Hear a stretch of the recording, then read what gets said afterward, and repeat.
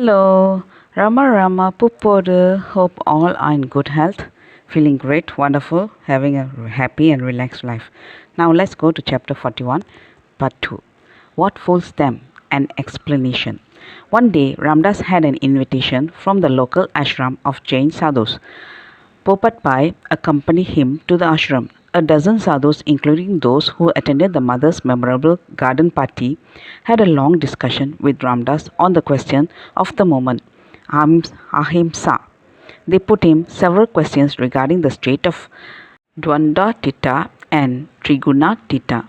Ramdas added a vein of humor to his talks and evoked frequent laughter from the sadhus.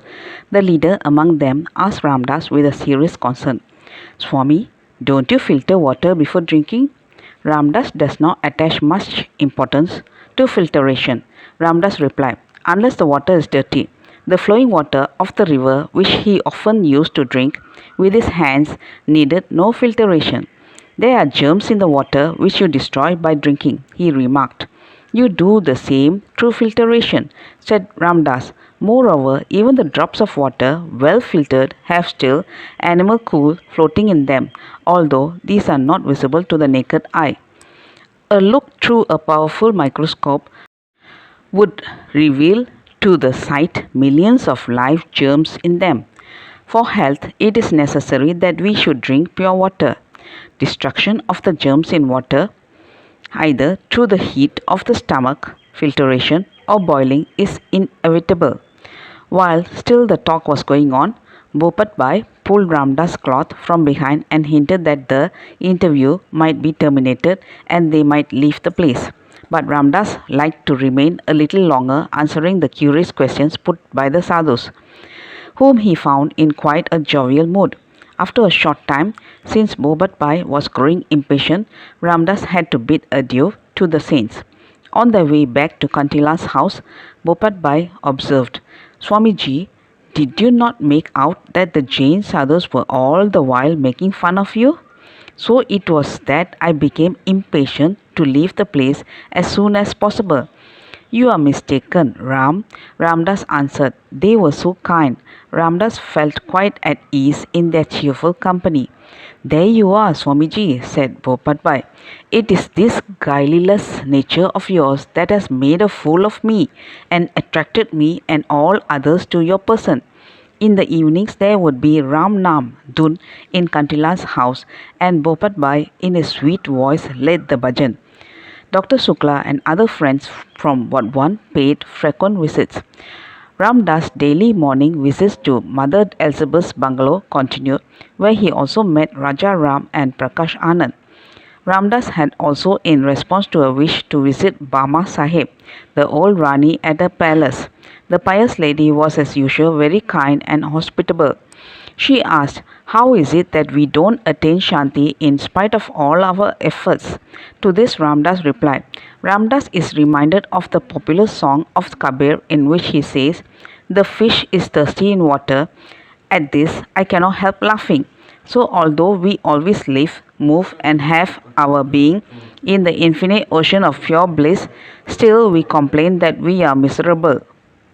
Then the learned and well-informed lady said, true, the fish can drink water only when it turns on its sides, otherwise not.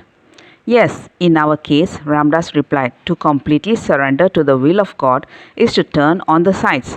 Then we are filled with the nectar of immortality. One morning, Mother Elizabeth introduced Ramdas to an American tourist, a young lady, Mrs. Pym. At the first meeting, she discussed about the movement of Mahatma Gandhi and an interview with him. She held a prejudiced view about the Mahatma and his principles of public action. Ramdas told her at the close of the conversation that she was welcome to differ from the Mahatma, but to ascribe to him a deliberate aim at fame and self-importance as she did was wrong. He added that she must admit it was but right that India should be self-sufficient and independent. India must learn to maintain herself with regard to her main needs of life, namely food and clothing from her own produce and manufacture. Ramdas did not believe in India's isolation from the rest of the world, which would mean her decay and death. She must have free intercourse with other countries of the world, but such intercourse should be based upon equality and independence. The cult of hate was ruinous. Ramdas might not agree with Mahatma Ji in all that he said and did, but he had a deep regard and love for him. So be it with her and all. In the afternoon, the same day, there was a meeting at Shet Mohanlal's residence. This time, three ladies were present, each of them belonging to a different nationality. Mother Elizabeth was, of course, an English lady, Mrs. Pym an American, and a new arrival, Miss Cross, was a German. Prince Pratap Singh, a younger son of Raja Ram, was also one of the party. Mother Elizabeth got copies of Ramdas' second booklet, At the Feet of God, in the publication of which she had helped and to which she had written a loving foreword, and desired that Ramdas should present them to the ladies. The ladies asked him to have his autograph on the presented copies. Accordingly, he wrote down his love and regards to them, signing, From your child, Ramdas. On a previous occasion, at the wish of Mother Elizabeth, Ramdas had written the same words on a copy which she had for her own use. Seeing the exact similarity of the wording in the case of the other ladies, she remarked, when they were alone together later, Ramdas, don't you think this mother's love, referring to herself, is greater than that of others? I expected you would make some difference in your estimation of my love in comparison with that of the other mothers. For Ramdas, all mothers are alike, replied Ramdas. After sundry talks about the ways of Sabarmati Ashram, which was recently visited by Mrs. Pym, during which Ramdas played the role of silent listener, he had a short conversation with Miss Crossy. The young lady had adopted Jainism and spent many long months on the Mount Abu in rigorous austerities. She was simple and childlike in her manners and talks. Dressed in plain clothes, she was frank, cheerful, and unsophisticated. She glanced over the pages at the feet of God. I do not agree with you, Ramdas, in your articles of faith, she said.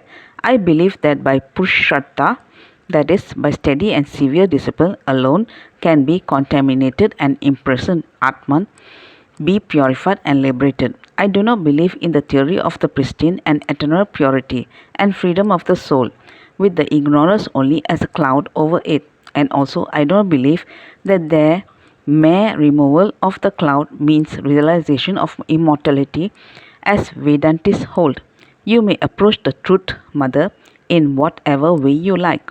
The question simply is as to which is the easiest and quickest path that takes you to the goal, Ramdas observed. After a course of milk and fruits, the party broke up. Now Ramdas received a call from Una, a faraway corner of Kathiawar in Junagadh state. Maganlal, the young friend who was Ramdas' companion during his former visits to this province, was now employed as a teacher in Una. It was he who was drawing him to the place. Powat Bai also started in the company with Ramdas. Before leaving Limbdi, Ramdas paid a last visit to Mother Elizabeth. When parting, she remarked, Ramdas, you have reached in spiritual attainment the last but not one step. You have still to rise higher. You are blessed. It is all due to your samskaras of previous births.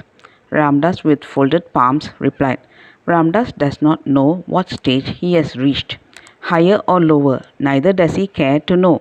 He is simply where God has placed him and he is content. That's all, folks. Let's see in the next chapter. Thank you. Bye bye. Rama Rama Pupoda.